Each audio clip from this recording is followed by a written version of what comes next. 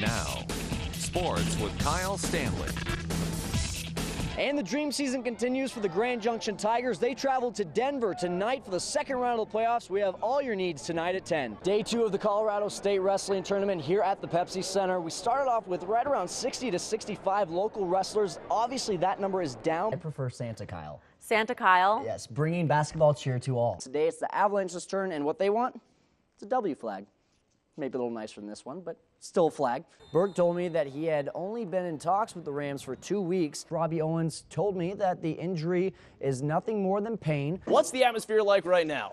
Well, the atmosphere right now is really nothing. As you can see behind me, no one in the stadium yet, but it's about to get big because, like you said, it's number 18 versus number 2. You know, last year the home Bulldogs, which is Palisade High School, they kind of had a tough time, but this year it's been a different story. Last year the Palisade boys won a grand total of 7 games all year. Thank you, girls. Look at this tray of food. That is some real Wisconsin eating right there. Who says you can't have fun on Super Bowl Sunday while also working? We'll be right back. All right, so this right here is not hard work, but getting a body ready for a bikini competition like Sherry Zenizek and Michelle Hughes are doing, now that is hard work. And welcome back to sports. In case you haven't been with us, we are at Ben Steele's mother's house. He was an anchor for 11 News, which is us, and also a part of the Green Bay Packers. Right now I have his brother with me. We're going to talk Packers style right now with Pat Steele. Talk to me about your brother. All right, so I'm going to try this out myself. I'm here with Max Robbins. He's going to be spotting me. Max, any advice? Make sure you use your legs more than use your arms. Use my legs more than use my arms. All right, let's get to it. And I can come up here too. Wow, this is high. Stanley's success got me thinking, how much do the two of us have in common besides our names? Well, apparently a few things. We were both born in 1987. Turns out we were both at the 2009 U.S. Open. We both have never won a major title, obviously, for me. And while the golfer won over $100,000 this year, well, I wish I could have earned that much. You know, those are some good comparisons. Come on, that's good for something. Small world, what do you say? We'll be right back.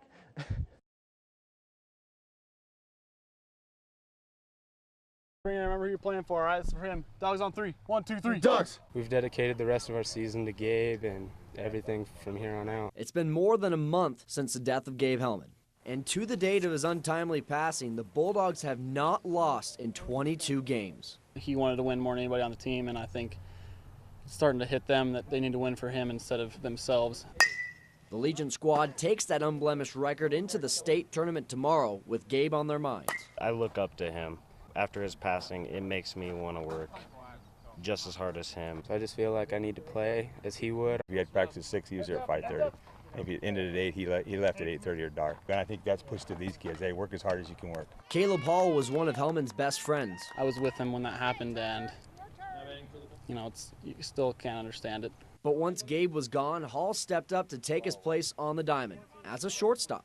I think he'd want me to play it. He wouldn't want anybody else to play it. And I know every time I make a sweet play, he's the one helping me get the backhand and the Jeter throw over or whatever, Shortly after the death of their team leader, each Bulldog came out here to this Palisade Hill with a stone in their hand to spell the letters GH, which of course stood for Gabe Helmet.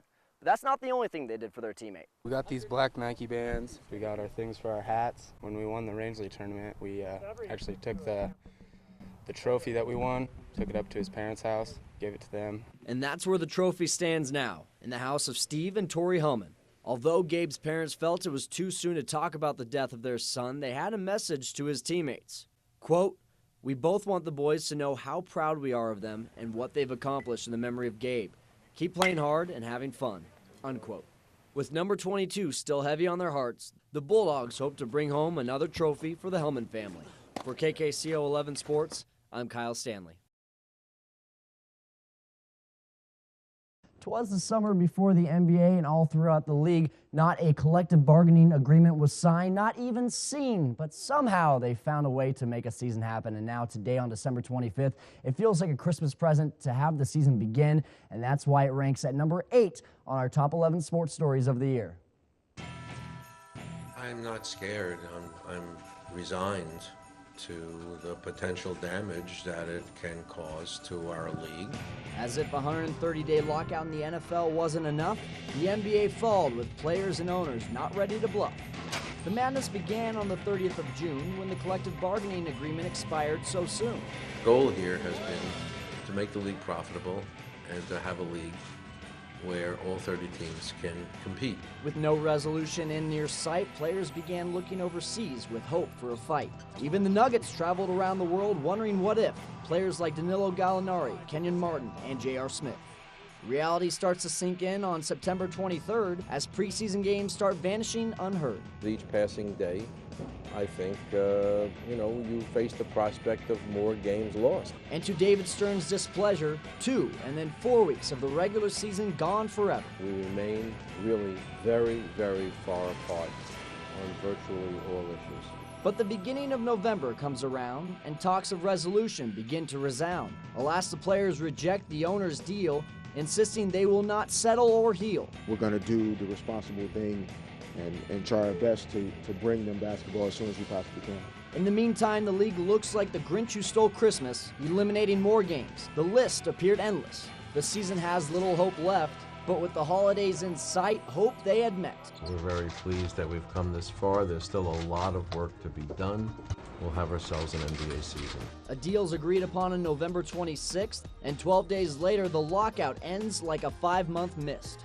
So now the league will play 66 games in 123 days, and where it ends up will all be part of the NBA haze. This is the best decision for the players. Sports with Kyle Stanley. An important day for the Tigers tomorrow, reaching to new heights. Yeah, hopefully reaching to new heights. Last year, this is where they ended their season in the quarterfinals. Tough loss, but this year, looking to make that next jump. And the Grand Junction Tigers, just a little over 24 hours away from their second quarterfinals game in as many years. But unlike last season, the Tigers are expected to make it past this round.